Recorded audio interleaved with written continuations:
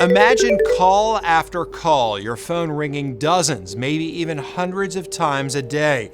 Automated credit offers roll in with no end in sight. And all it takes to trigger it is applying for a mortgage or refinancing your home. When your credit is pulled, credit reporting companies can add your name to a list that lenders use to market their services. While some argue this can benefit the customer by creating competition among companies, others say it can be frustrating fielding an influx of unsolicited offers. Investigative reporter Caroline Hicks explains how your information can be sold, plus the steps you can take to try and prevent these calls.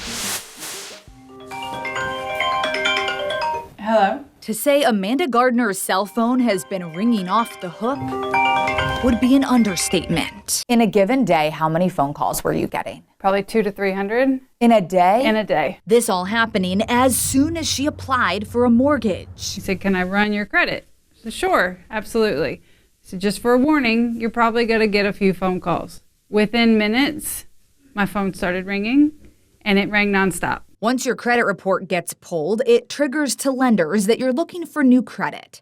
Lenders buy inquiry data from the 3 major credit bureaus and call you to try to win your business. Trigger leads have started to really ramp up over the last, say, 5 years. Tanya Paget has worked as a residential home loan officer in Charlotte for 20 years. She says she's just as frustrated with trigger leads as her clients. They're wondering if I'm sharing their information, and if you can imagine, we're talking about some pretty sensitive private information. It undermines my relationship and the trust that I have with my borrowers. Many consumers, including Gardner, also got mail, text messages, and even calls to her office landline.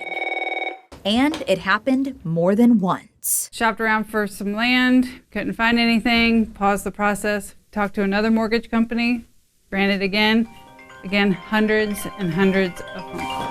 Desperate to make it stop, she had to silence all unknown phone calls. So I had to almost plan if I knew someone was going to call me so that I could turn off the feature. I contacted the credit bureaus. A spokesperson for the Consumer Data Industry Association, which represents them, sent a statement reading in part, lenders making timely credit offers can maximize consumers' choices when they need it most. When shopping for a mortgage, this can mean saving thousands of dollars. What are your thoughts that the credit reporting agencies are saying that this is about giving customers options? Why didn't any of them leave a voicemail? I even answered a couple just to see what was there, and it was robots. There have been efforts to ban trigger leads nationwide.